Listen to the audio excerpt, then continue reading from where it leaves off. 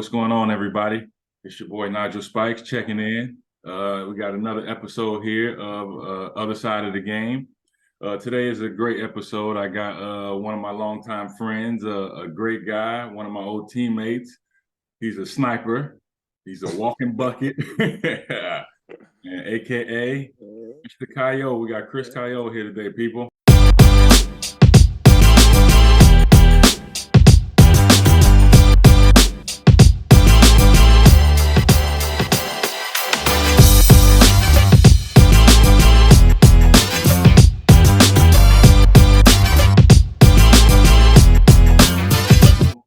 What's up, man? Appreciate it. What's going on, man? Happy to have you on the show, man. How's life treating you? Happy to be here, man. Life is good, hectic, stay-at-home dad business, but can't complain. I hear that, man. I hear that, man. Yeah. You told me you're back at it, giving out buckets in the men's league. Yeah, I'm just trying to, I've been so sedentary with these kids all winter, so I was like, you know what? I'm trying to get back in game shape. Not coming out of retirement, but I'm just trying to, do these workouts and when I show up in these men's leagues, I want to let them know that I'm a different type of player out here. I'm not an average. You It's gotta not let them worse know than I still got it. yeah, I exactly. still got it. So yeah, I've been hooping a little bit, man. It's nice to get back out there, to play a little bit. It's nothing too serious, but I enjoy it. Oh, okay, okay. Yeah, I see recently you started posting the videos of you, kind of like teaching people the fundamentals of shooting and all that, and I'm sure you're gonna Yeah, break yeah. out from there. Yeah, I think I've always been one. I have so much information. I played the game for so long, like probably like 10 years pro almost. And I just have so much information that I just was like, I got to start getting this stuff out, especially when it comes to shooting, because that was like one of the main reasons why I could continue playing basketball for as long as I did. That and like defense, as you know, which I'll probably branch over to defense at some point. But yeah, I just figured I was just like, let me just break down how to shoot a basketball. That's how I started it. And then just from there, just doing different little drills that I like to do, how to shoot a free throw. And I'm getting a lot of good comments and a lot of people reaching out. So it's, it might turn into something else later down the line when my kids start going to school. I can do some shooting camps, something like that. Just, sticking to the fundamentals of the game. Yeah, that's what they need because there's a lot of Yeah. misguided videos out there, people doing some Yeah. weird So, shooting shit, and so much stuff. And it's like, some of it's good, some of it's just, and I just personally, my style of basketball, I just think, even when it comes to ball hand, like you don't need to do 1,000 moves. Like in a game when I play, I probably do a couple of the same moves throughout a game. I just do them well. You just need to yeah, be able to do these things at a good speed, at a good pace, and then you're good. You don't need to do all this other extra stuff that you see these trainers giving these kids doing. But yeah, with shooting, it's just you got to start with the basics and you got to start in close, and then so that's what I'm just trying to teach slowly here and see what yeah, happens. man. I advise all the up and coming players, even the players that's already playing, if you want to perfect your shooting and become a better shooter, tune in to what this man got going on because he can really shoot. Yeah, yeah, you got to post my Instagram or something. But yeah, I have it on my Instagram, and it's C_CAYOLE 01. And yeah, man, I feel like the game can be simple if you just like slow it down and you just take your time and you start at the basics. I mean, but when it comes to shooting, I used to do camps and stuff, and I see these kids come to the gym, and the first shots they're taking is from the 3 point line. I'm like, no, I even see pros. I seen pros do it too. Like you go in, these guys start shooting from far. I'm like, you got to start in close, let your body, your brain sync up with everything, and then you move your way out. But you'll see you see pros do it, you see a lot of guys do it, and it's like I just think you gotta start in close, start with the basics every time, and it's the muscle memory. You got to build it all the time. Yeah, that's a fact. Even, like, yeah, like you say, like pros, I see guys, the first shots they put up, they come in the gym. Yeah, Steph Curry three. yeah. That's Especially not. now, all the kids want to shoot threes and stuff, and that's cool. But you gotta before you shoot the three, you gotta be able to shoot in close and just get your mechanics down first. And I always have a story. One of my coaches, my first coaches I had, he used to work for Popovich with the Spurs. He was a videographer. Really? Yeah, yeah. Will Voigt. Yeah, Okay. he coached G League, D League. He's overseas. I think he's coaching Germany now. He's a good coach. But he told us a story about because we were doing a form shooting thing. He was like, he went to the Cavs training camp, and he said the first player that came out was LeBron James, and the first thing he did was form shooting up close at the rim. Hmm. Best players in the world, and that's the first thing he did. So that's just a sign to let you know that like even the best players in the world, this is how they start. You go in close, you start your form. And a lot of people are like, oh, it's so easy. Why would I bother doing that? But it's a fundamental thing, and it just it syncs up your brain with your mechanics, your body, and it's just That's something that I true. think a lot of kids they miss out on. That's true. Doing the basic fundamentals will lead to longevity, and they don't Exactly. understand that. They think Yeah, I got to exactly. come in, shoot, two, 300 threes, and I'll be good. No, I mean, Yeah. you for one, a lot of people don't even shoot that many threes in a game anyway. Yeah, And don't exactly. shoot them the right way. They're just doing spot shooting. It's not game speed. Yeah. Lackadaisical. Like that's not realistic. Because No. it's a lot different when you got a guy 6'10", 6'11", or whatever, contesting your shot. Yeah. And you know what too? It's like I've shot, like the gun machine. I've shot on that before.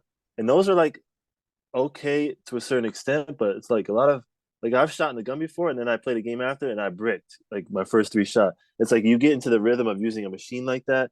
It's like it's good to get at your arc and whatever, but it's kind of like a false shooting experience in my eyes because it's it simulates like it's just too perfect of a situation. But when you Right. play in a game, you don't get the ball that clean. You got someone coming at you. Your feet aren't set. It's stuff like that. It's like some guys be, oh, I shot 80% on the gun. I'm like, that's cool, but now do it Still without the shoot gun. brick. And yeah, yeah. So it's stuff like that. It's just like fundamental stuff. Stick to the basics. But Yeah, man. No, that's excellent, man. I 100% agree with everything that you got going on. I love it. The kids, appreciate it. everybody needs that, man, because Yeah, man. a lot of false narratives going around on like Yeah. shooting, and the set shot shooting is what really throws me off because you never get the chances of you getting a clean, just like catch it and take your time It and is, shoot yeah. in the game. No. That shit rarely happens, and they don't understand that. So, Yeah. That's why my last video was like I set 2 feet when I shoot. A lot of people do 1, 2, but I set 2 feet because if you're gonna climb the ranks of basketball and the higher you get, you're not gonna get like wide open shots as much.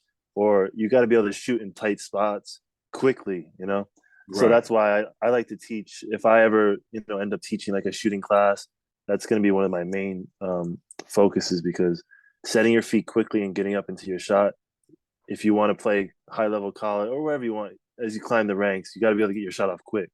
You're not going to just be able to sit here, set, and maybe you'll get some, but majority probably not. So yeah, that's a fact. No, I agree. I yeah, definitely agree with that. I mean, even watching, like I watch a lot of the warm ups too for these professionals, not just like the actual game, but if you look at yeah, warm ups, I seen Steph Curry's warm ups maybe like a month ago, and this mm, dude is running full speed throughout the yeah, warm up. yeah. It's crazy. Yeah, you Like, got to because if you go at a comfortable pace, you're not going to get better. It's even the same thing with ball hand. Like if you're not losing the ball when you're doing your ball handling drills, then you're not going hard enough. You should be right, bouncing that ball off your foot. You should be losing, getting frustrated because if you're doing that, that means you're really, pushing yourself. A lot of people that work out in an hour or whatever, they do it so they're like comfortable and they're seeing the ball going. You got to really push yourself. So that's just something that you know, you got to let these kids know that if you're gonna work out, it's got to be full speed. Do 30 minutes, but if you're doing a hard 30 minutes, it's better than an hour and a half of just going through the motions. right. You you see that know, so much. You'll see people, I've been in the gym 2.5 hours, 3 hours. You ain't getting like, better at all. You ain't even working on yeah, stuff. yeah, man, wringing out their shirts all sweaty, like, yeah, all right, Right. I remember those days. whatever. We know Yeah, all about those days. We'll have a good hour and a half practice, and we're exhausted after. yeah, yeah, yeah. You got to push yourself mentally, yeah.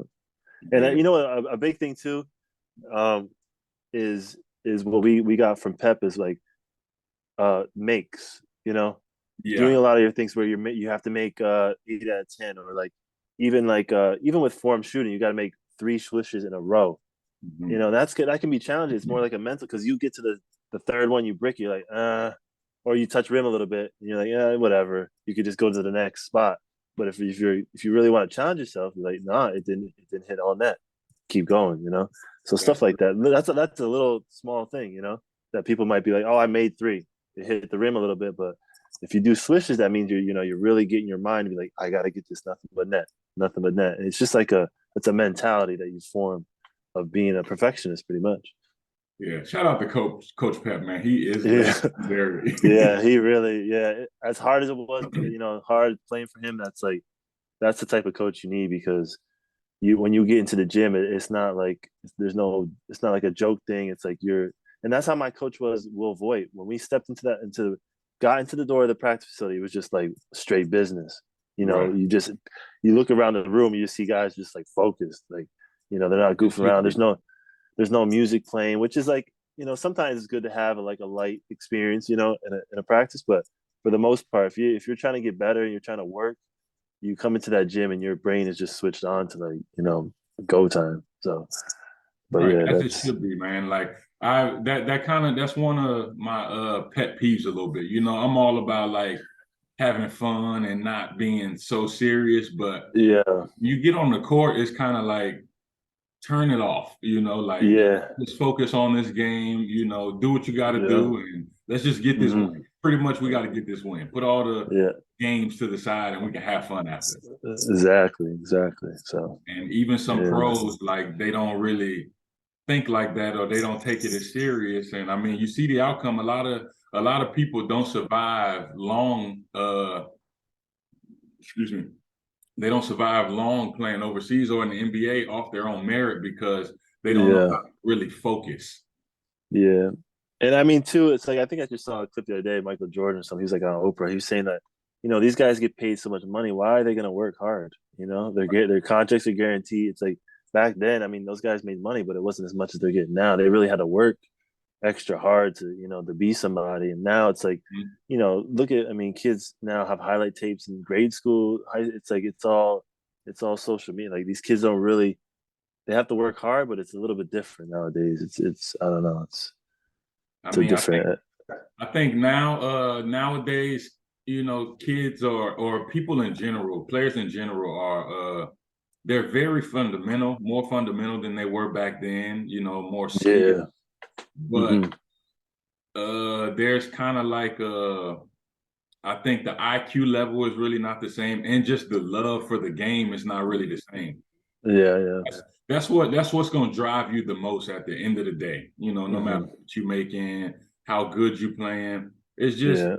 if you still love the game, you're gonna approach it like the same way as you did when you were going to the park and you about to play against your friends. I'm about to Yeah. dunk on you today. I'm about to do all this. Yeah. It's gonna still Yeah. feel the same way.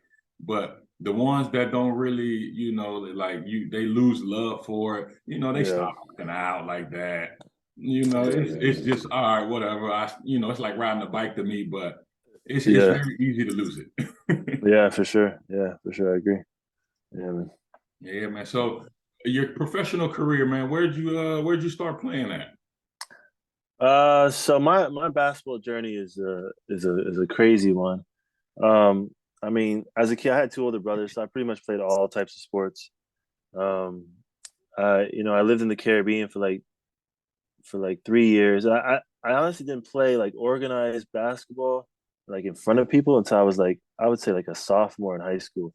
I lived in Montreal for a year, then I came to Vermont my sophomore year. That was like the first time I played in front of like a couple people, Mm. and so in Vermont is the worst. It's probably the worst basketball state, like the lowest tier of basketball is Vermont. But for me, since I was in the Caribbean, there was one court in the whole island that all the Mm. schools played at, and I played on a bicycle rim.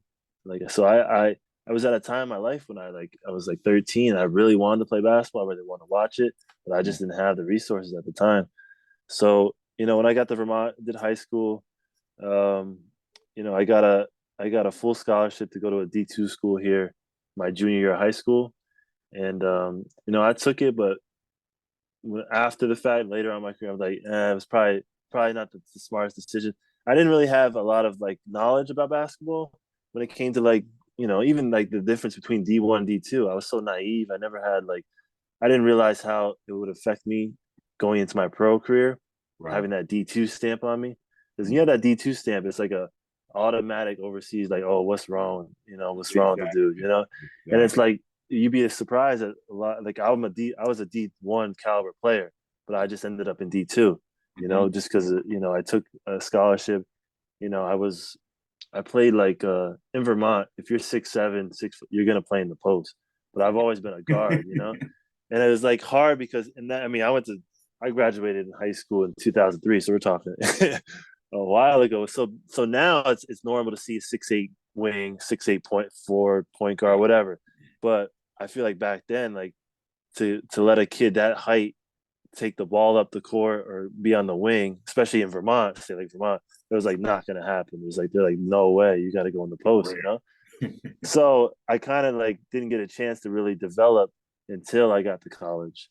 Hmm. But so yeah, I did college D2 college, and then I had hip surgery when I got out of college, and then I played for a semi pro team that we had here, Vermont Frost Heaves. So I did that for 2 years, didn't make a dime, just like was just trying to figure it out, just trying to get some minutes, and then a kid on my team, he had been playing in Germany. He put me on, and that was my first opportunity to go overseas. So I went to like the fourth division in Germany, and I was happy though. I just wanted to play somewhere, and I got the opportunity. So that was a good experience. Like yes and no. I mean, it was such a low league. Um, but I went out there and I did everything I had to do. I led the league in scoring. I got my team to move to Pro B. I was the Regionalia was like the fourth division, I think Pro B. Oh yeah. And we won the league. And then that summer they're like, oh, we don't have money to go to Pro B. So that was like the start of my like, oh, I was like, oh man, it was so disheartening because you get the opportunity, you go and you have so much pressure. Like the thing Right. about playing like professional basketball is like the pressure on you is like a lot. You have to perform every night. If your team loses and you have 40 points, it's still your fault. You lost. You know. So I mean, I did everything I could, and then it just nothing came out of it. Really, you know what I mean? I think I made like less than $1,000 a month. So I was just out. Like I came home with no money. Like yeah, I spent all the money I had made. I just used to living out there. You know what I mean? To eat and go out, whatever. So it was just it's been a grind. So I grinded that out. Then I went back out to a different team in that league, and we I almost got them to the next division. We lost by like a point or something like that, so we didn't get in. And then came back home. I was like, all right, what am I gonna do now? You know, thing. So it was tough because I had like a little workout with like a pro A team, and nothing came through. So when you're trying to climb the ladder, it's just like there's got to be some luck involved at some point, Yeah. because you can Yeah. be good. You just need somebody to see you out there. Opportunity. Yeah. Yeah, and so it was tough, man. So I did that, and then I got home, and then I saw this NBL Canada new league was coming up. Yeah. I was like, you know what? So I saw, and then so I'm a dual citizen. So my dad's he's from the island of Saint Lucia. So when he left the Caribbean, he went to Canada, became a citizen. So that citizenship passed on to me. So I was like, all right, so now I'm going to use this Canadian passport to my advantage because every team needed like 3 Canadians. So I went out to like the tryout in Toronto, and I knew one of the coaches. He was from Vermont, the Salerno. So I got drafted, and I started my career again in Prince Edward Island, Canada. And then I just Yeah. got hit with the injuries, man. I was Canada playing was. well, and then I even got a letter from the national team of Canada too. They were like, "We'll keep an eye on you and everything." I was like, "Oh, here we go." Yeah, I was like, "Here we go," because I was balling, but then I got hurt. I think I had like a high ankle sprain, put me out. Just all this different stuff, but Yeah, injuries overseas, man, is the worst. And yeah, yeah, it's really, and you know what? Now that when I look back on it, it's like I wasn't really taking care of my body though. I was eating whatever.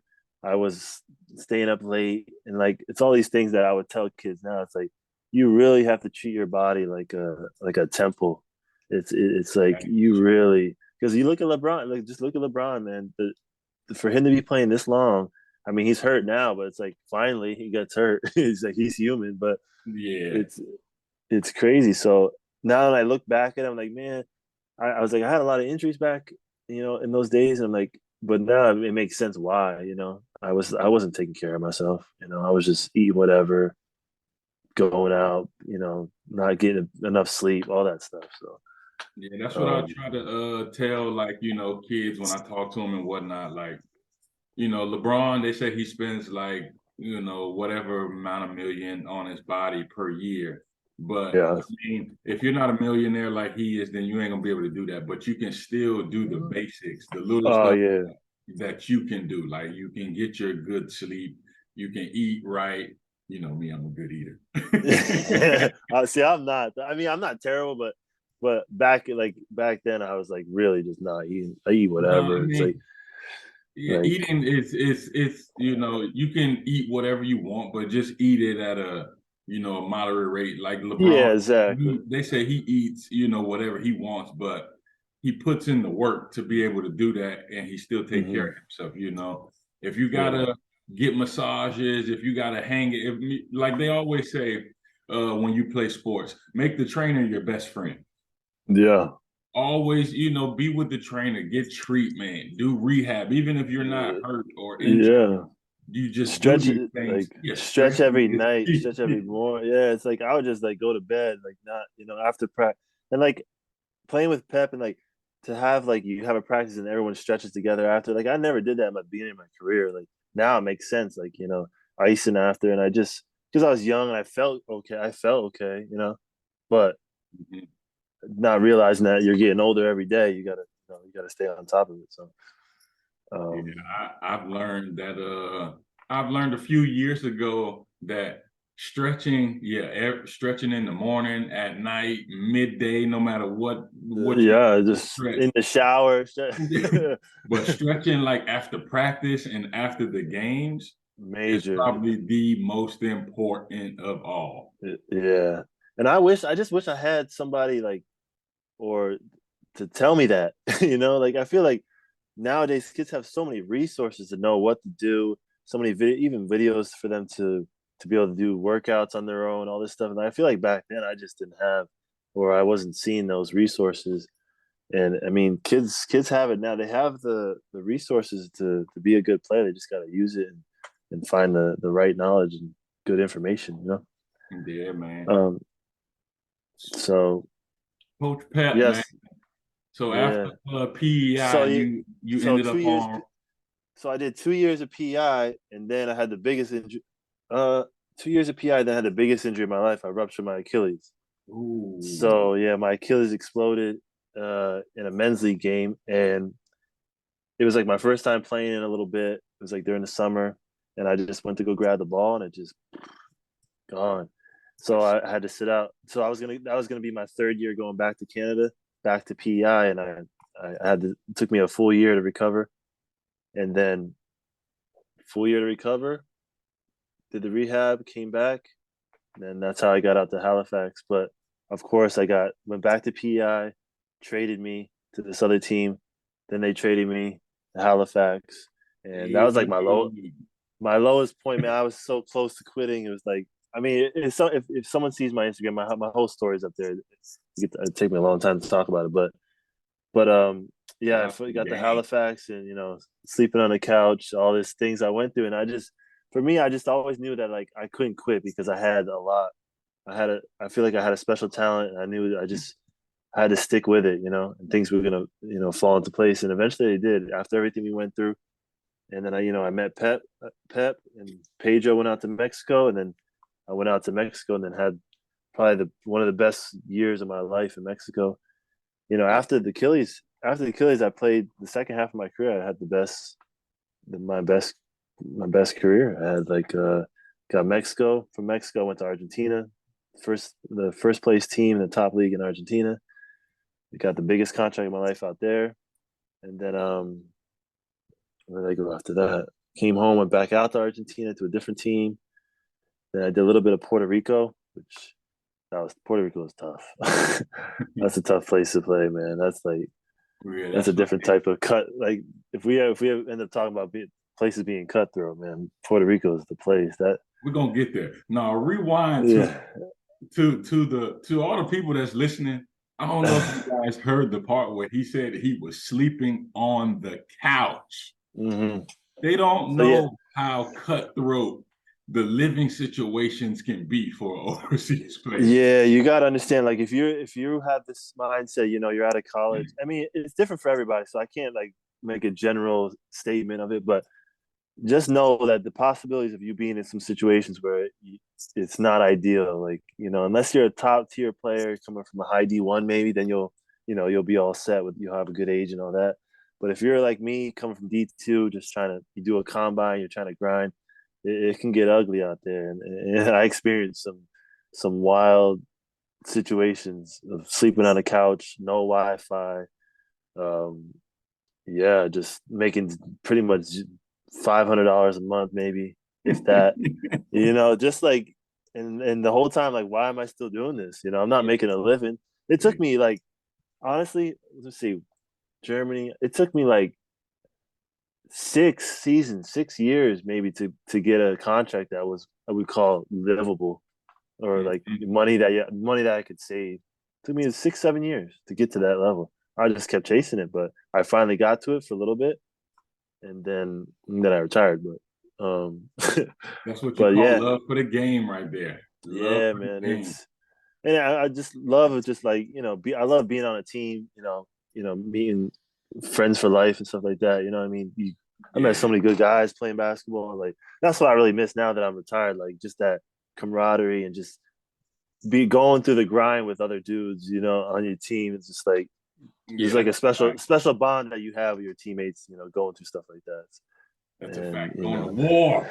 Love and it. like if you look at us now, our team from Halifax, we still talk every day. So that we went through some Every day. crazy stuff, and Shout and out to the gang. The group chat is yeah, still booming. so it's like 10 years later. Man, But dude, that yeah, was that probably so for people that don't, well, first and foremost, shout out to Coach Pep and Pedro. Rest in peace to Dave. Everybody that was yeah. affiliated with us and helped us out, man. That was one of the greatest teams I played on. Like hmm from day one when I got there, I left Mexico to come to Canada. And when I got there, it was just like an instant, like, oh yeah, this is the team to be on. Like yeah, everybody is like super close. Everybody hanging out every day. yeah. Everybody struggling together. We we going on the road. We got road games, and they give us like $40 to eat with. So If that, it might have everybody been less than grind. that. Yeah, less than Yeah. that. Like you spend all your money pretty much at the rest stop to get some food. Trying to But buy some candy and a sandwich. yeah, man. We Candy all and a play sandwich. for Halifax Rain, man, and like everybody on that team had the same mentality. And I always say there's nothing like being on a team where everybody has the dog mentality. Yeah. Everybody will get out there, and when they get on defense, it's like you not scoring on them. Yeah, that was so fun. That defensive side that we had, it was Oh my god! like yeah. I think if you were to ask me like, what kind of team would you rather be on? Like a high scoring, I don't know, Warriors type of offense where everyone's hitting threes, or just be on a lockdown dog like the defense, man. It's just so Oh yeah, fun to be locking dudes up and to be turning the ball over and screaming and just like it's just like just to see their frustration, and like them calling timeouts because you just stole the ball a third time in a row or something. I don't know, but it's like that team right there, just the way we played and how everyone was on the same page defensively was really something special. man, that But defense, a defensive team any day, like hands down, I'll take that yeah, because it makes the offense even easier for one and just more fun. yeah, yeah, Like you exactly, get to yeah, eat. That's when the lobs come out. yeah, The transition threes, all the exciting stuff yeah. happens from defense. And a lot That's of what I people said. don't understand that. They just think like, Yeah, oh, I gotta score 20, 30 points. No, like I done see no, people. I've literally seen people score 40, 45, 50 points and still lose. Yeah. I mean, Like, I scored 52 in Mexico and we lost. I remember So you told me about that. That is crazy. yeah, Like how? How? it was. Yeah, I think I shot 18 for 25 or something too. I was like, and I was sick. It was like a flu game. It was like, you know when you're sick and you play like something, you tap into like a different, I don't know, like you're like, damn, how am I out here? But something happened and I remember just going off. No, And that don't work for me. And when we no, was in Akita, right before you got to Akita, I got really sick and my temperature was like 103. And oh Pep was yeah, asking me, he was like, "Do you want to play?" You know, and if I didn't, it was just gonna be two imports versus three. So yeah, again, the dog mentality. Ah, fuck that, I'm gonna play. I don't care what's yeah, going on. And before we got out there, I remember he told me he was like, "Oh yeah, you remember Jordan was really sick." So you might have the game of your life today. Man, nah, yeah. I don't dude, think I had a fever though. he put me So out there, man. I got tired in like 30 seconds. I'm out of yeah, breath. I think I probably ended the game with like maybe like 4 points, a few rebounds. But I mean, he yeah, did say like, the stuff that I did in the time I only played like 10 minutes.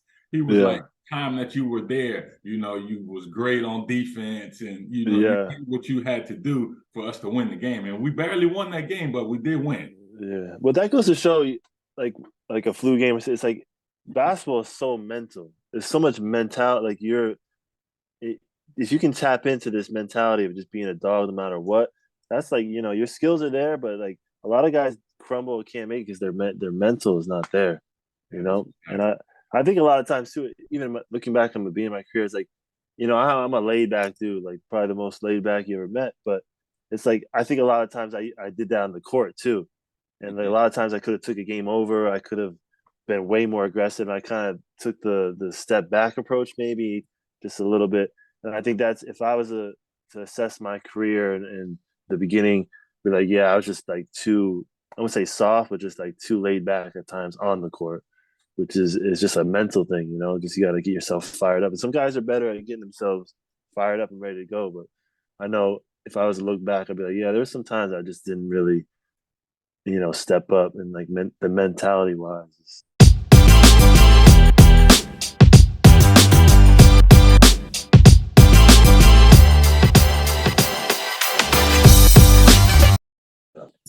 Yeah, you got to be a dog, man. If you want to play this pro game, you gotta.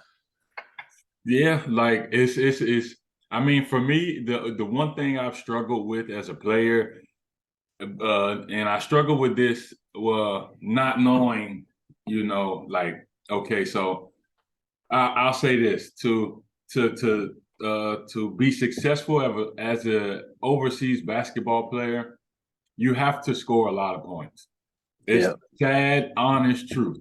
You have yeah, to score a lot of points. There's not many teams, not many countries are gonna care about you bringing in 15, 16 rebounds a games, yeah, the 2, 3 blocks you can get. I mean, they'll look at it like, oh, it's exciting, but nothing compares to you scoring yeah, to averaging 20, 25 points a game. It's the truth. yeah. One thing I've always struggled with because I'm a team player is like Same. being selfish. Like Yeah, I'll pass up an open shot or an easy bucket for myself to get somebody else going because I know if they yeah, get going, it's gonna make this game so much easier for us to win. yeah. You're so true, man. Yeah, I'm not a selfish player. I'm a I play basketball, and where I saw that the most was when I was in Puerto Rico, and I did. I know they told me it was cutthroat, but I remember a play, and it was a 3-on-1 fast break, and I was up ahead, and the dude kept the ball, the other American. So that just like he didn't want to get because he knew he'd been playing there before that he needs to get his points, Right, and he didn't, and I could have had a layup, and he went to the foul line. He didn't even make but it was a 3-on-1 fast break. I'm up ahead, so easy bucket, and he right. kept the ball. So that just goes to show you that there is a level of selfishness you have to be. But I mean, at the same time, I just was never that player like to do something like that. But that's what teams, a lot of these teams in overseas, they just want to see the points. The fans just want to see the points. It's the first thing they're looking for, points. Not if you had, steals or you did some plays that helped get a bucket, or I don't know. But Right. yeah, it's tough. It's tough. Yeah, overseas, like the honest truth is no one cares about the intangibles. Yeah, it's not a thing. Yeah, I mean, but the only time you can get away with it is if you're on a Canada team where it's a lot all imports, or you're in Yeah, a situation where it's like it's more than just you and maybe another guy. It's like maybe four. I don't know. I think Europe maybe you have more, or some teams have just have more imports. So it's not yeah, the spotlight is not directly just on you. It's you got more of of leeway to be a like a team player. But if you're going to a team and it's just one American or one import or two imports, yeah, nah, you better put that ball in the basket. man, dude. When I was in Bahrain, you know, Bahrain is a it's it's an interesting place to play. You know, Yeah. it's a beautiful country. The people are very nice. Mm. Organization I was in was cool. They treated you good and all that. Yeah. But it's very tricky because it's only one import per team, and you're Yeah, that's playing tough. 40 minutes a game, and it's like you're gonna get your points, Yeah. but at the same time you still have to win the game. Yeah. See, a lot of people also don't realize that you have to score these The points, but you also have to the win. win the And game. at the end of the game, somebody's gonna win and somebody's gonna lose. Yeah. And it's Yeah. like the way you out there, you're scoring, but the teams already know the import player is gonna take all the shots. So now you're being guarded by 2 to 3 people Oh, the dude. whole The game. whole game. Yeah. And I remember we had got a new coach middle, like, a few games into the season, and he would get mad at me for passing the ball if I'm being like triple team. He was like, Yeah. Nigel, shoot it, shoot it. Yeah, they don't Like, care. They dude, want like, what do you want me to do? The smart basketball player in me is saying these two guys are wide open, and I'm yeah. gonna try to force up a shot in a double team or a triple team. Like, Yeah. And I mean, I think it also their mentality is like we're paying you probably the most. A lot of our money is going towards you, so like you gotta you that's the price you pay. You gotta have that pressure and you gotta score the points, and they don't really care how you do it or what happens. But if we're gonna pay you this money, then sorry. There's no you gotta get it done. that's true. I mean, I get it. I understand it, but Yeah. like, it's like you gotta have some kind of like idea and level of understanding when it comes to Yeah. the game. Like, Of how to win a basketball game. It just yeah, can't be a solo thing. Yeah, it's not. Yeah. And a it's lot a of these team teams sport. don't know it. Yeah. Yeah. Yeah, that's the frustrating part about playing overseas. I mean, obviously there's a language barrier, but then there's just like an expectation of some of these guys that are in the head office that don't really know basketball like that. They have no ideas, but they think they do, and then it kind of gets crazy, and that can be tough when you're in a situation like that where they don't really understand the game and they're expecting these things, and sometimes they're not giving the resources like I don't know. I was just thinking, like, I don't. There's not many teams I've been to where I could just go to the gym and get shots up. Like, that's something I would tell somebody that's like you have to like in Germany. Obviously, it was a low level. It's whatever. Like the only time I was in the on the basketball court is when we had practice for an hour and a half. We never had 10, and then I just had to show up to the game and perform. I never got shots up. Never had a chance to get. So it's like, I mean, Canada, Halifax, we couldn't go get shots up. We had nowhere to.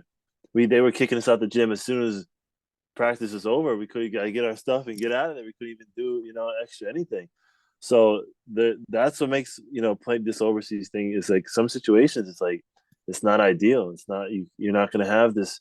I mean, some people do get lucky to get on these teams, these top organizations where you know you have all the amenities and you can you have no excuses. But a lot of times you're not getting those shots up that you need to get, and you just have to be ready to go and perform no matter what.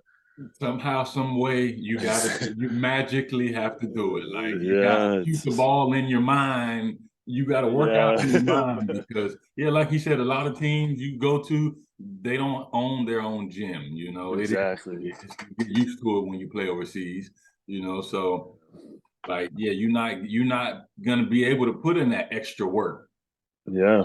You Yeah, you if you had a know. bad off night shooting, it's like, yeah, hopefully you can get a gym to iron that out because if not, the next game is gonna be the same. But yeah, I mean, it's a real. I mean, I think a lot of guys they think they play college like, yeah, I don't want to play pro now. I'm like, you definitely give it a try if you think you're confident in your game and stuff like that. But just know that there's a hill to climb, a mountain to climb sometimes. And I think a big key for me is you just have to be honest with yourself. Just Hmm. you gotta really be honest with me, like what are my skills and what am I really good at? The Like fact. because you can be good in college and like that's great and all, but when you go to the next level, these are the best players from wherever they're coming from. Hmm. So now it's like, what separates you from them? What are you gonna do that's different? And I think a big quote, or I'm not gonna can't really quote him, but the coach I had for the Frosty, he's like, he got it from somewhere else. He's like, you see some guys in the NBA, like, why is he in the NBA? It's like because there's one thing that they do and they do it really well. So Hmm. find out what it is that you do as a basketball player and just get really good at that. So don't try to do everything. Don't try to be this guy that does, like a LeBron who can do it all. If you are a good shooter, be that good shooter all the time, or just be, if you're good at defense, that you gotta like perfect it and figuring out what is about your game that separates you from somebody else, and you just have to work on that and make that the focal point. But and that can be self assessment is a big thing when you're trying to go to the next level. That is a fact. And I tell people that all the time. Know yourself. Yeah, You can't just you don't. you ain't gonna be able to do it all. There's Yeah, not many athletes in this world that can do it all in the sport that they play. Especially when hmm it comes to like a basketball where there's many things that the yeah, possibility of you doing this is like is possible, but the chances of every athlete being able to shoot, pass, dribble, play defense, yeah, and be yeah, smart, and yeah, it's very slim to none. yeah. So just be honest with yourself and be like, for me to play the next level, I really can guard a guy full court, and then just do that every time, and like get good at that, get better at it, and just perfect it, and just I don't know. That's definitely something that I would advise to someone that's trying to go to the next level. Like just figure out what it is that you're good at and get great at it. Right.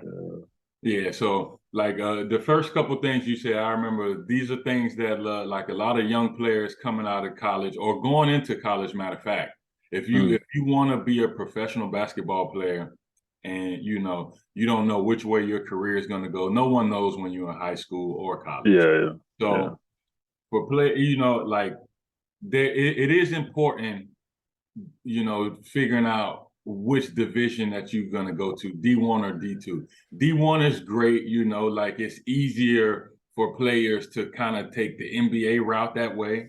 It's much yeah, easier. D2 is good as well. There's been a lot of good D2 players that have come hmm out and had successful careers, but it seems to be it's just a little bit harder to take yeah, the NBA route. But it's yeah, possible. There's players that played in D2 that have made it to the NBA and have yeah. had a great career. Mhm. And also, like he said, once you figure that part out, and then let's just say you go overseas, you have to know that if you did not go to a big school, if you are not a big name player, you are not gonna make big bucks right away. No, Understand yeah, that you might get hit with the well, we have $1,500 a month for you. You're gonna be staying in a little ass apartment, and it might just yeah, be you just got a TV and a bed. That's it. yeah, You yeah. got It's yeah. You might get put in situations like that. So I think stuff yeah, like this is good for players to know. And it's just like a reality. growing Yeah, up, no one told us about none of this. None of this. yeah, So yeah, we went in blind, and it's like yeah. figuring it out on the spot. And I don't want to like deter people like, oh man, it's all terrible. It's like you just got to know that it might be, I don't know now, I'm obviously out the game, but it's like after pandemic, I'm sure there's probably less jobs now. Like some teams probably don't have as much money. They lost money during the pandemic and all that. So now it's probably even tighter to get jobs, Yeah, and tough. they probably really don't want to pay people anything unless you're. So, but yeah, you gotta like the mindset. Obviously your goal is to make some money playing the game, but you gotta know that it's probably not going to come right away. If you're coming from, especially if you're coming from like a D2 or anything. I mean, you can get lucky though. You get connected with the right people.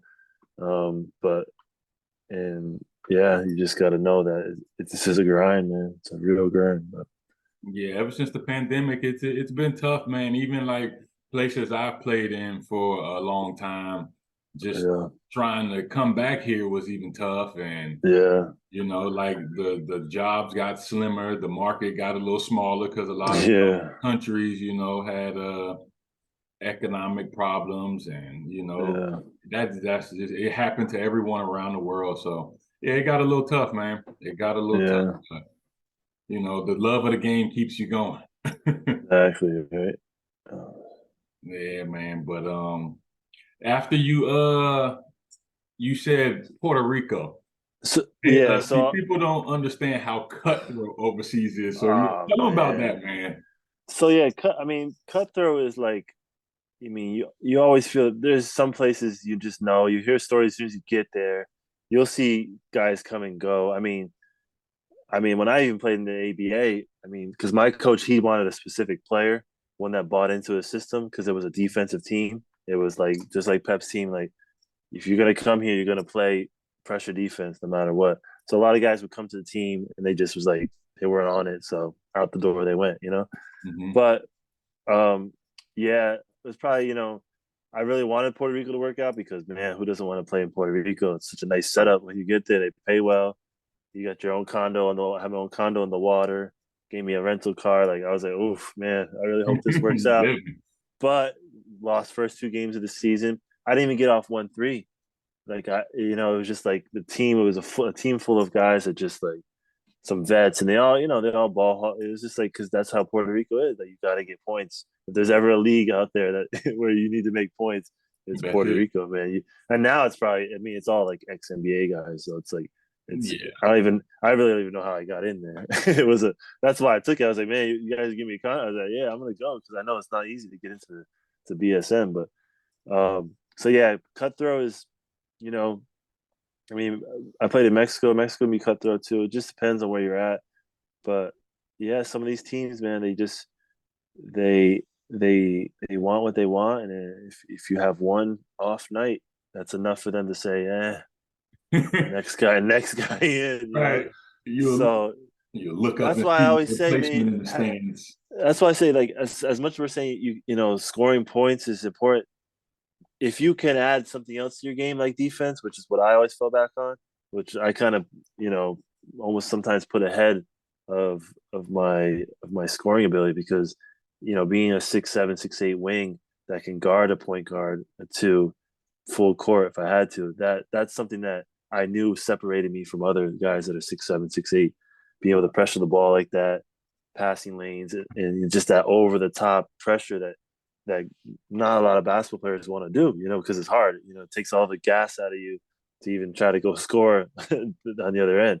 So, but I knew that if I could stick with that and I could really make that part of my game, that even if I was, not having like big nights, that a coach would have no choice but to have me on the floor, especially at the end of the game, to have a 6'7", 6'8" guy be able to pick up, switch on to the point guard or the two guard or whatever. So Hmm. so that if anyone's younger kids listen to this, they're like, I could score, but like if you can play defense and you can really play defense, to a point where it's noticeably you're out there and you're disrupting people on the court, then your chances of getting a job or keeping a job are going to be higher. There's no question about that.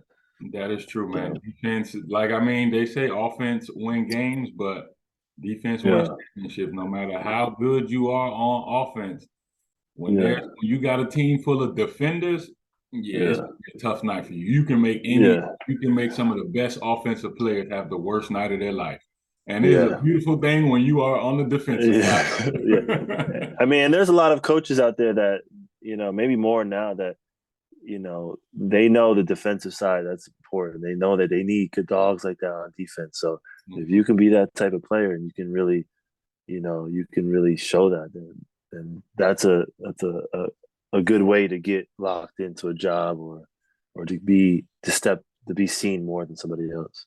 Especially if you do like a combine or something like that.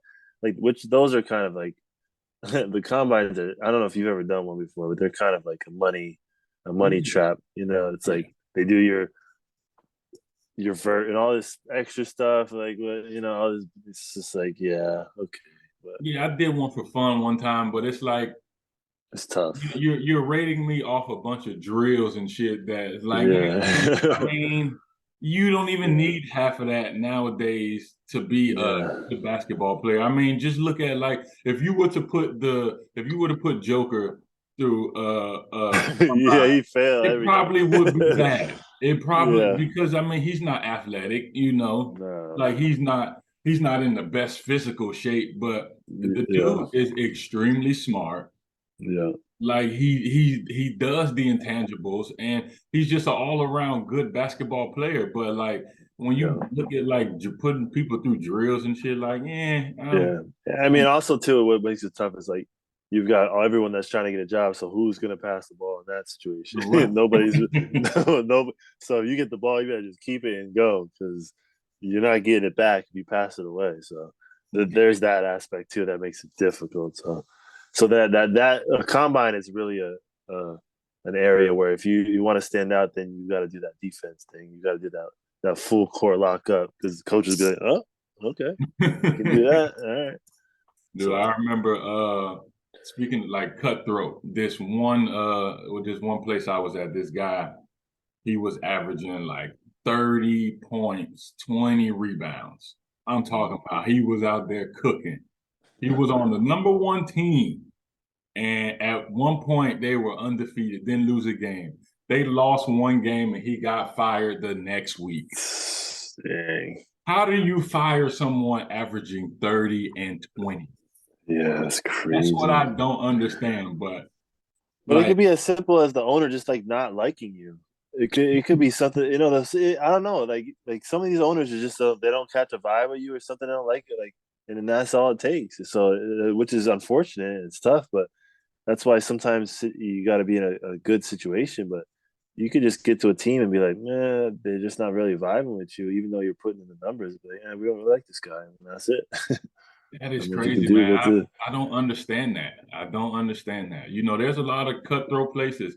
And for people that's watching, like, going into this, you just have to know, like, you Yeah, might sign to a place where it's like, I cannot have an off night. yeah, You no, cannot have an off night, and you got to win no matter what you got to do. Figure out yeah, how you gonna win this game. yeah, If it's you a tough. big man and you got to get it off the rim and bring it up the court, go coast to do what you got to do. But Yeah, just know if you lose this game or if you don't got them 30, 40 points at the end of it, over. your replacement gonna be coming down with his bag. Yeah, What's up, man? yeah, yeah. In Mexico, I was already leaving. This is like right before my last season before and they had my replacement in our locker room with me. Oh my God. But I knew I was leaving, but he was in there. It was like he shouldn't have been in there, but it was, and I knew I was leaving, so it wasn't that. It would have been different. It was like I didn't know, Yeah. but it was still like legit. My replacement was just in there. He wasn't even signed yet, but he was there. So Yeah, these places are tough, man. yeah, it's tough, Yeah. man. Um, so yeah, where was I? I did so after Halifax, Argentina. Then I went back out to Argentina for like the international tournament. I played with a team. That was crazy. I went to this team in Argentina, and I played 6 games maybe. I was just out there practicing for 2 months, and and it was because it was weird. It was like they didn't really tell me that. I thought I was going out there to be on the team, and they were being vague about it. Like that's the thing too. Like I don't. You have probably more experience with agents and stuff like that, and I had like that's a whole nother topic. Like finding a good agent is like that's a whole nother Yeah. world that like I never Well, once had a good agent until actually my last season. Like I found this guy who had been hitting me up throughout my career, and I just didn't know. Like I was already in a job and stuff when he had hit me up. And this guy I got at the end, he was amazing. I was like, man, why are you coming to me at my last when I'm about to retire? I know I'm retiring because of my son's coming. And I was like, man, but he was great. And I was like, if I had this guy before, I would have been in the money from early on. It was just like, Yeah. but it's hard. Sometimes it's just hard to find a good agent. Sometimes like you can't. Who do you trust? And Mm. anyway, so this one agent I had before him, he wasn't.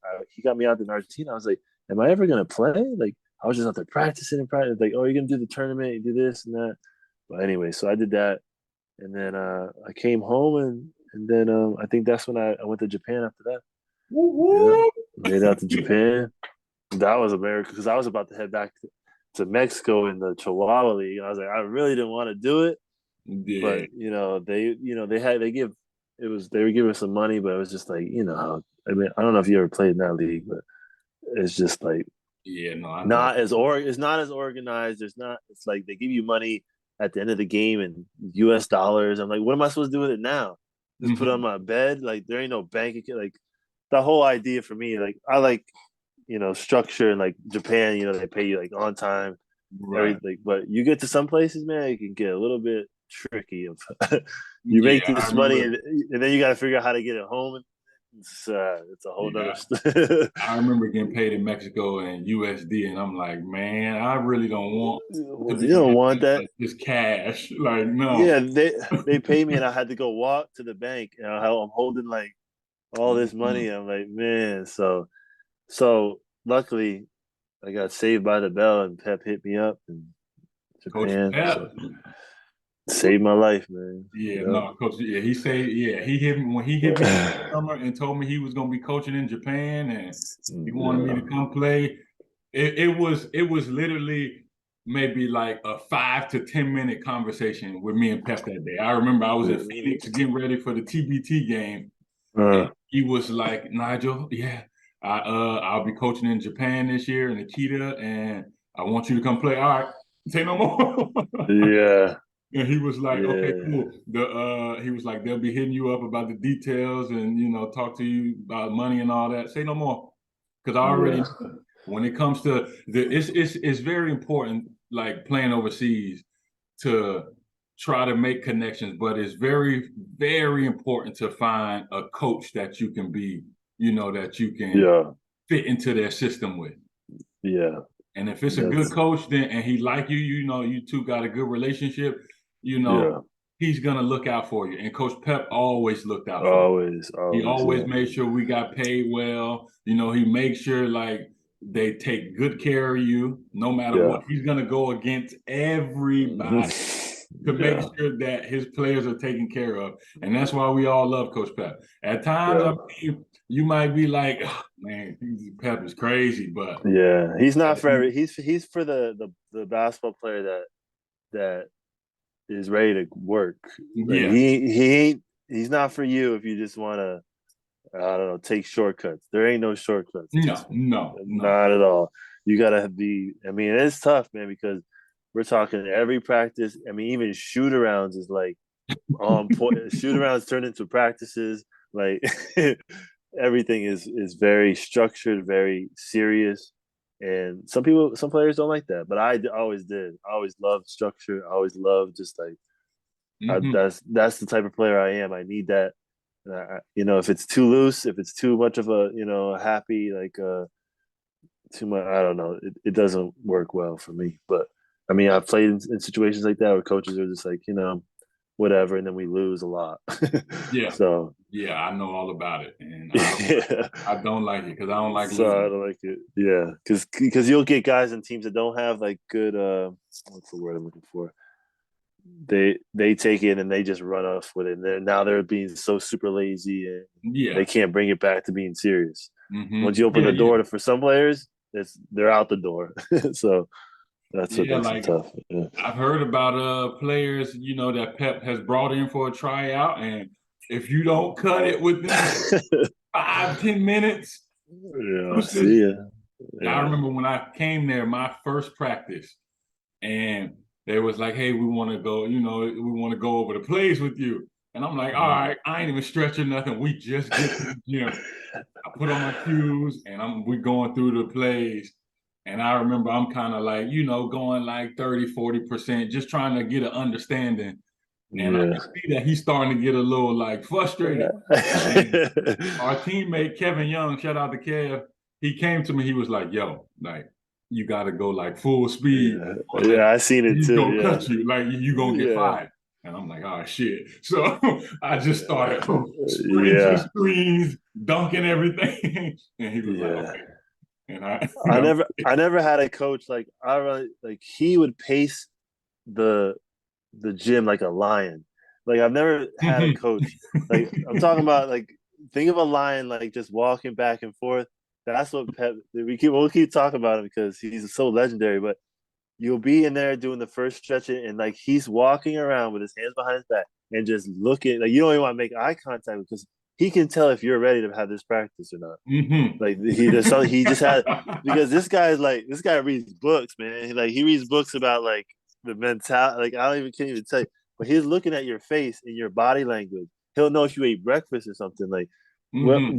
you were there for when the we had a practice and he said, "Did everyone eat breakfast?" And he asked our point guard, he's like, "Did you eat breakfast?" Yeah, And our yeah. point guard made the mistake. He said, "No."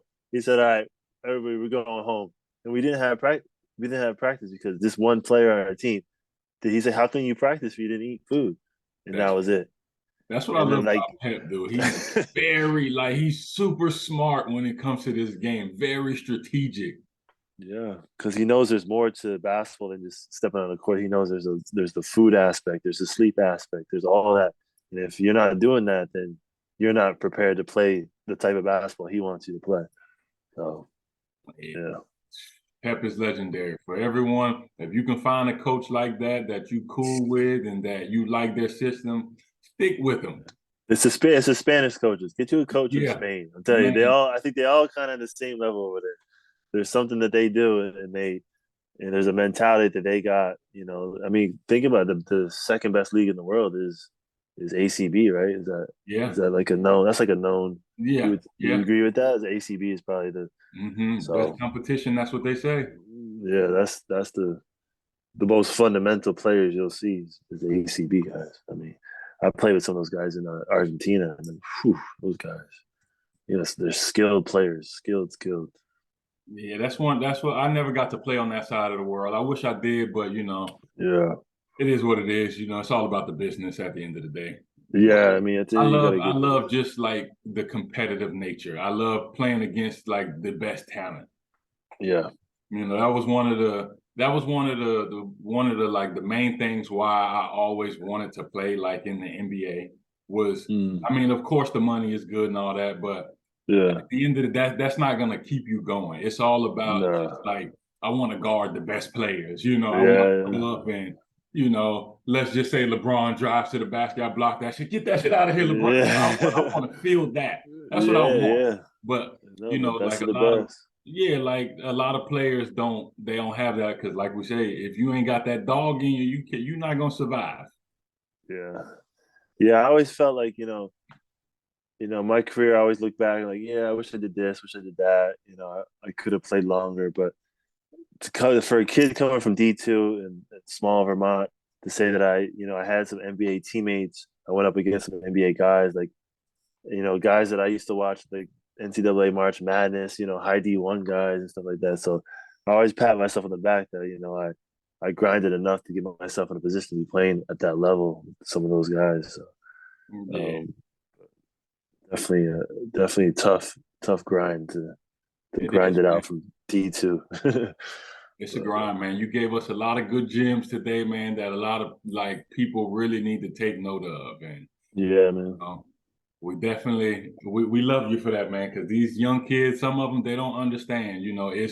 It's not gonna be all glitz and glam as you may think it will be. It's like that in some places if you're one of those top tier players. Yeah, But but that's like the 1% of the 1%. yeah, but I always, like with basketball, I always take it over to life too. I mean, look at life. Even like me, I'm a stay-at-home dad. It's like right now, it's a grind.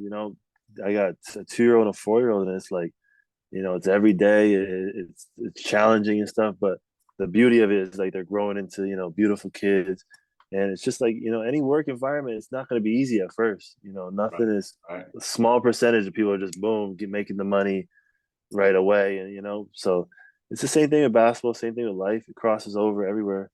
And, you just got to put the work in. You got to put the research in, you know, playing pro basketball, you got to do some little research, research on the team you're going to, the country you're going to, all that stuff to get yourself in a good position. You don't want to throw yourself in a team or a country and you're just like you get there and it's like, ooh, this ain't the place for me.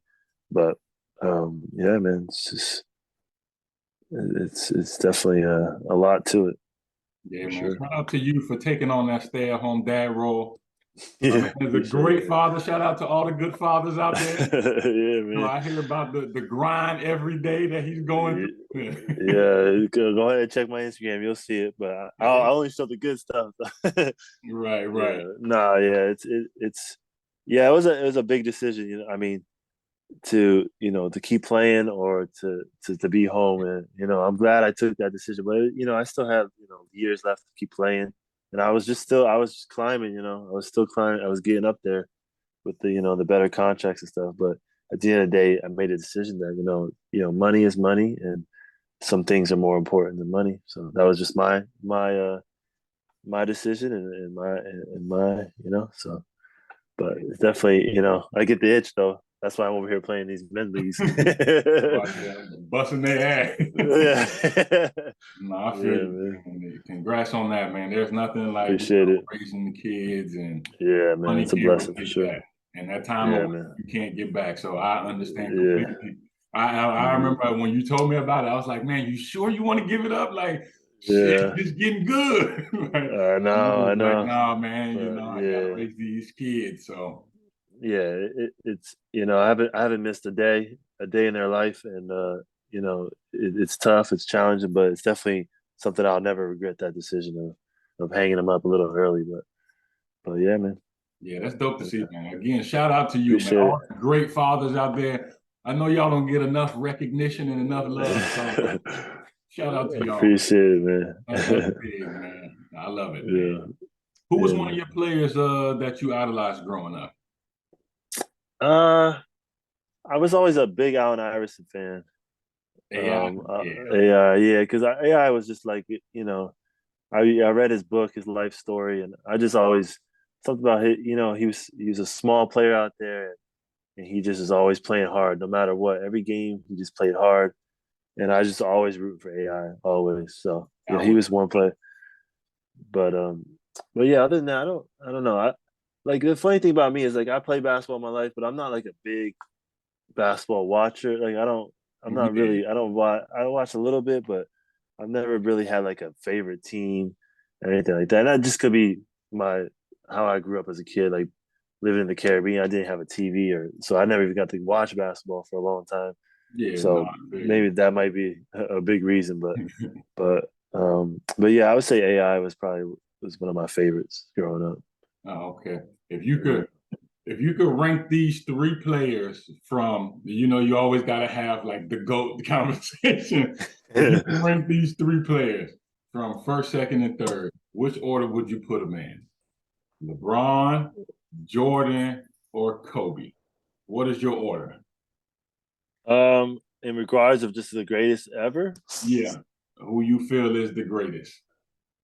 um, I'll put Kobe at third, Yeah. and I never was a Kobe fan. I mean, Kobe, rest in peace. I mean, obviously a great, but yeah, I just never really was on the Kobe train.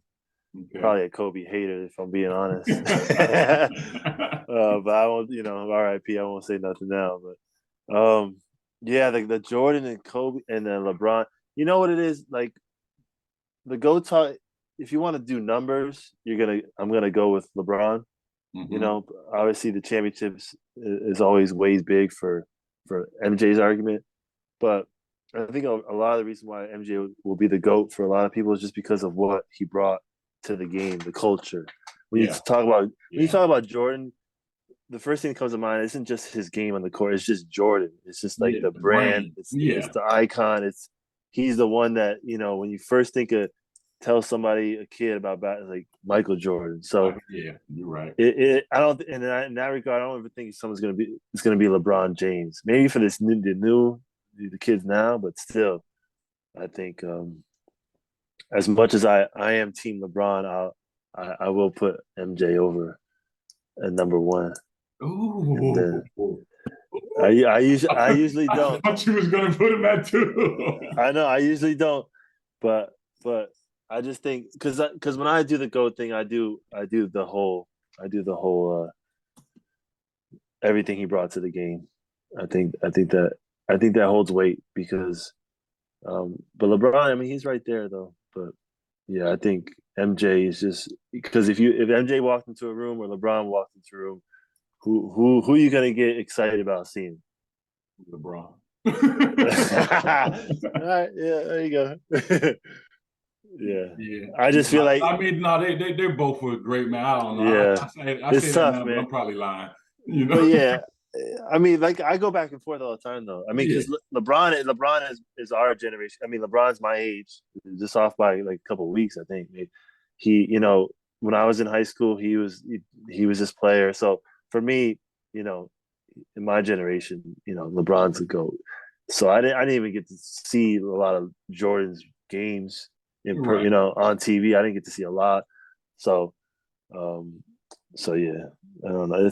It's a tough debate. It's an ongoing debate. Had to pick any any player to play against, who would it be? To play against, Yeah, like if you was on one team and they was on the other, and this was your matchup for the night, who would you want that matchup to be? uh, Kevin Durant. Ooh, that's a tough matchup. Sheesh. Yeah, yeah. I want to see what that. KD, I want to see what. Because I want to see what that challenge is like. I man. feel like I like to see. Yeah. Well, how tall is he? Who knows? But like Is he 7 feet? 6'11", Yeah. Is he seven 7 feet? foot, yeah. Yeah. I mean, if it wasn't KD, who else would I choose? Uh, yeah. I mean, it can't be anybody that's like way stronger than me. Like, I can't say LeBron because I like, mean, you don't want to I take mean, on that KD. challenge. I mean, KD's probably way strong. I mean, he's definitely way stronger than me, but I don't know why I think I could guard. I could maybe try to guard KD, but Dude, yeah. that's a tough. Man, I'll just be saying, get ready to work. Who would you choose? Me, I would choose KG, Yeah, oh, Kevin KD. Garnett. Yeah, Oh, not an active player. You want me? yeah. No, it could be any player, any player. All right. Active player though, it would Actually, definitely be LeBron or KD. I'll say Klay Thompson. I feel like They me and all Clay got a similar style of basketball, so I'd be curious to see like how he moves and like how he gets open. yeah, And he shoots like I shoot, like setting his feet. yeah. I That's put true. up a clip like I was with my last video that I did. I had a clip of him in it, but I took it out. But yeah, I think I would like to match up against Klay Thompson just to see how he moves. And yeah, Yeah, that. he doesn't seem super quick either to me. Seems Yeah, like he doesn't seem like a super quick, but he seems like a craft, like he knows how to get open. So right. He's I did, smart and he knows yeah. where he's gonna score, know how to get to a shot, and yeah. So yeah, I'd be curious just to even pick his brain just to see how that what he does. I hope you are in shape because he's another guy that won't Yeah. stop running. Yeah, no. They come off those. Remember Richard Hamilton? Yeah. Remember how he used to move? Mm-hmm. Man, he nonstop. Yeah, He was man. like Like Reggie Miller. Reggie Miller never stopped either. no, oh, Reggie he Miller didn't was stop just on any part he of would just he he's would just just be going. pulling people on his own team. He would get the things that they would do to get open. It's like people. I think some people just don't see it when they. A lot of people when they watch basketball. If you don't really play basketball and you watch NBA, like there's a lot going on that if you don't know the game, you're not seeing it. It's like some of Yeah. the things these guys are doing. It's like Oh yeah, they don't see the little stuff you got to do to get open, and Yeah, they it's like don't see, yeah, the naked eye and the common like sports mind, the sports fan. They're not gonna see all that. yeah, or just how hard it is to like the one thing that is always going to separate NBA players from uh overseas is just like consistency. For those guys to consistently score, average, whatever they do, night in, night out, that's tough. To Hmm. be that's one of the and that's one of the things in my career. I would even say like with shooting and stuff, like being consistent is it's tough. They also play more games and like they're in the mix more, instead of like overseas you might play like one game a week or two or whatever. It's kind of spaced out more, so you kind of have these breaks. But um, yeah, consistency with NBA players, like for them to just every night come in and just average double doubles and stuff, that's not easy. That's not No, you easy at got to all. be a different kind of. You got to be a different kind of like person to come in every night, night in, night out, knowing that your body is hurting. Pretty much every time, every player on the court is going to be hurting in some way, shape, or form. Like Yeah, nobody's going out there fresh unless you coming off of injury and you've been chilling for a while. But yeah, still, like you gotten knacks and all types of pains going on, but you just fight through it. So yeah. people, you're Tough. not gonna see that. They just think like, oh, you know, he being a little soft or whatever. Yeah, no, It's different. yeah. What was before the game? What song would you listen to, or what artist would you listen to get you locked in? Project Pat, baby, let's Project. go. Ah, let's Whoever's go. watching, 3-6. whoever's watching is like, what? Yeah, yeah. People that know about me. I'm a big my favorite. I think my favorite rappers, if I was rap, is people from Memphis. I'm a big, Memphis 10. I since high school, I started off with Little John, and then I was into all that, and then yeah, you won't meet somebody that knows more about 3 6 and Project Pat and all that, and Look, Project Pat yeah. 36 Mafia, if y'all listening, your biggest fan is right here. Trust me, I know. I know Yeah, he bro. knows every song. Yeah, every song, pretty much. Project Pat, ooh, that's Yeah, tough. it's a crazy story. I went to a Project Pat concert where it was Juicy J, and it was in upstate New York, and it was like below zero. So we get there, and there was like all these young kids. It was like an all ages show, which is I don't know why, but so all these young kids are outside. The line is wrapped around the building, and we're sitting in the car like we're not gonna go stand in line. It's below zero, like you know. And I'm like, Project Path probably won't open. There'll be somebody open. There's this Travis Scott guy on the Hmm. ticket. So in this venue held like this is before Travis Scott blew up. He Hmm. I forget what the one saw. It held like maybe like 1,000 people. Anyways, so I'm like thinking, okay, the Travis Scott guy is gonna open. So we're out there. Then we finally go in line, and I get in there, and Project Pat opened. So I missed Project Pat. Oh And man. oh man, to this day, I'm like, yo. So I saw Travis Scott and then Juicy J came on after, but yeah, that's one of the biggest regrets. Man, I was like, damn, why didn't I just stand in line? But it was so cold. It was like, but yeah, I didn't know the Travis Scott kid was bigger than Project Pat, and in my eyes, he's not. But apparently, they thought different. I mean, yeah, now he's yeah, he's a Yeah, household name, so it seems like. yeah, he's pretty big, pretty big. Yeah, Project Yeah. Pat, man, if y'all listening, send my man some tickets. He missed the performance, but he got to get to at least one of them. Come on, come on. Yeah, I might have to go down to Memphis. I don't know. Yeah, that's Yeah. crazy. What was one of your greatest games you ever played in? Like your greatest game? My greatest game. Yeah. Uh, oof. I mean, the point wise was the one I talked about, the 52-point game. 52. Um, I mean, yeah, I can't really think of. I mean, I think I had a. I said some of my best games were when I was in Mexico, because Hmm. in Mexico when I played for Pedro, it was the one time in my career where I just had the green light. And that's a rare. It's tough to get sometimes in situations, but I had the green light, and I did well with the green light. Like I really was putting up 40-point games. I was killing left Yeah. every night. I was just like whop whop, just unconscious. So much confidence and everything. So, but yeah, I'll say that 52-point game I had in Juarez, Mexico. Ooh, in the trenches, you went Let for me fifty-two. go right back to the hotel after the game. Don't even step. Yeah, that's That's tough. uh, In the Juarez, trenches, you went Mexico. for 52. Trenches. Woo. Yep. I don't think Um, people are grasping that right now. Like, you yeah. know how scary that is for one, just knowing where you're at, and then Yeah. be able to block that out to drop 52. Oh my God. Yeah.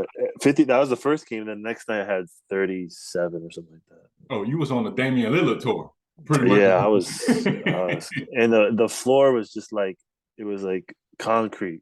My knees were Mm. killing. Oh my Yeah, God. we didn't talk about that, but there's sometimes. I mean, if you're not like I said, if you're not playing these top leagues, like you're gonna get in some situations where the floor and it's not good, slippery. Like you got to deal. There's like Mhm. I've a lot of times in my career played in a situation where things were just like normal. Like NBA players, they got perfect court, perfect everything. You go Yeah. overseas, man, you're dealing with like in Argentina, the humidity is like 100%, no air conditioner in the arena, just fans blowing hot air. The floor is slippery. They had to put like powder on the floor so you don't like, and like you got to deal with stuff like that, like crazy stuff.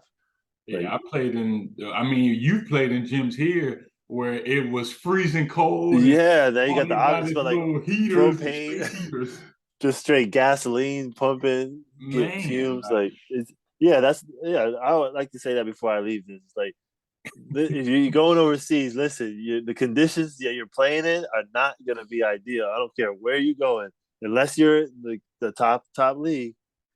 You're going to be playing like something's going to be off, and you just got to have to adapt. You got to be adaptable. That's the thing, and that's why I think I did.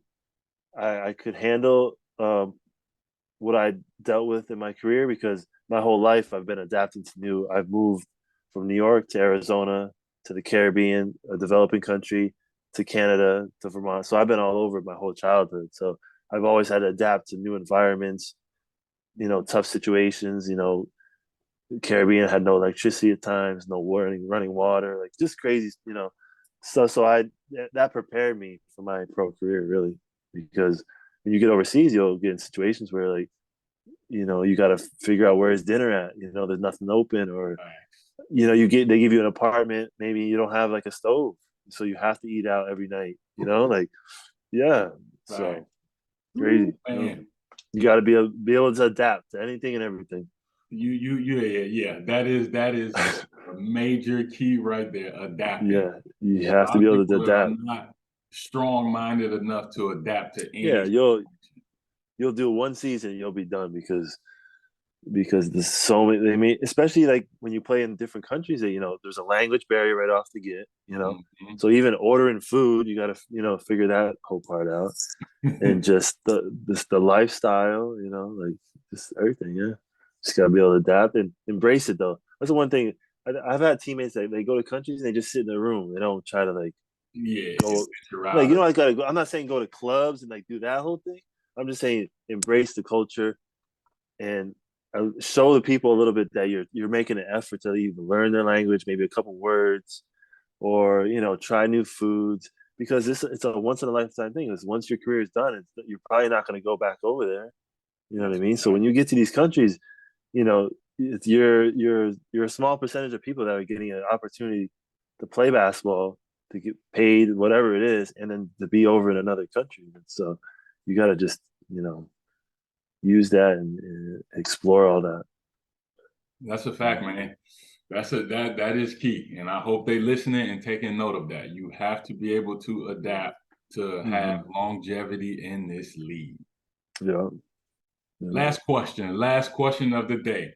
If you Mm. could have one superpower, what would it be? Uh, to speak any language. Ooh, that's tough. Just any language, no matter what you hear, you can speak it. Or you could speak every language, or yeah. I think if you could speak any, you can connect to anyone in the world, and Mhm. then that's a million, like you'll be like I've seen it firsthand. Like guys that have gotten jobs or they can speak Spanish, they're gonna want to keep you on the team for Yeah, longer. Or like if you could speak their language, and like I'm telling you, it goes a long way. that is To true. It really does, because they feel more of a connection to you when you can speak. So I think that's uh, to be able to speak any language, yeah, to That is true, understand man. people of the world, because it's all about connections, right? So if you can speak someone's language, you have more connections. So Yeah. The guys out here that speak Japanese, they definitely end up playing yeah, a lot longer, end up on better situations. So that's very yeah, true. That's very yeah, true. You're a very wise brother, and yeah. you can speak any language. And this is how I know you're a father, because if you can speak any language, that means you can speak baby. Yeah, I sure can. If you can speak baby, or you'll have the toddlers on. It's funny though, because when you have if you ever have kids one day, you will you and your spouse, you will be the only ones that understand your child. You'll do a lot of explaining to people that are like, what they say, and it's like, you know what they said, because they say something or a variation of that every day. So they're talking about, I want that ball, or I want this something. So that's how language is built with a child. It's like it's repetition, and then you start to tell them the right word, then they start to repeat it, and then eventually they're speaking, they're speaking. So, but in the beginning stages, they're not, but you know what they want, and you have to explain that a lot to people that are. So you do. It is a language that you understand, You that got to only come you. out with like a book or like a guide Yeah, for like fathers, yeah. because you got this No, father game, this parenting game on bro. wax, man. Yeah, and the thing is, I approach fatherhood just like I did the game. Honestly, I went all in, and even before my kids were born, I read books, and I mean, kids are fascinating to me. It's honestly, I wish like I had a chance in college to study like child development, because I've been in a crazy position to see my child every day of his life from morning till night. I've not missed 1 minute, and to see them develop right in front of my eyes, their brain, their language, everything. And it's amazing. The first couple of years to see a human being go from not being able to do anything to slowly just learning all these things. It's pretty cool. Yeah, But that's tough, man. That's amazing, man. Shoot, I'm proud of you, man. yeah, I remember appreciate when it all started. I was there too. it. I remember you telling me about the books and everything. Yeah, Like, yo, man. he's going into this thing full Yeah. force. Oh yeah, because that's the only way you could do. Because if you put a half foot in, whatever, it's like, if you're doing a stay at home thing, you just got to really commit to it. And it's tough, man. It's long days, and it's a lot of emotions from the kids up and down, but it's definitely worth it though. Yeah, I enjoy it. That's dope, man. So, Yeah, yeah, man, we hope to see you come out with some stuff like that in the future, man, because it'll yeah, definitely be man. great, and it'll be much needed for all, for all the fathers out there. Yeah, yeah. And I just want to show that guys can do it. I think a lot of times, media, it's like it's always the mom, it's always that. And I think with my Instagram was slowly just showing that, like, that I show that every day that I do it, it can be done. And it's like, I think if men should see that they can have confidence, and you can take care of a kid all by yourself, you can do it. You just gotta be committed, and know that we're all capable. So that is true. That is true, yeah, man. Well, I appreciate you, man. Thank you for coming on yeah. the Thank you, show. man. Drop your Appreciate tell the people your Instagram and all that again, so they could get a hold of you and watch it. everything that you got going on, man. Yeah, so it's C _CAYOLE 01 Instagram. I'm on there. You'll see the blue check. You know what I'm saying? The Yeah. verified gang. Thank you, Japan. Facts. Man, we appreciate Yeah. you coming on the show, man. Thank you for all the gems you dropped on us. Don't let it be Yeah, the man. last time, man. You're more than welcome, No, yeah. Yeah, have me back for sure. I got a lot of knowledge. All brother, man. Thank you. right, Thank you. man. All right, man. Peace.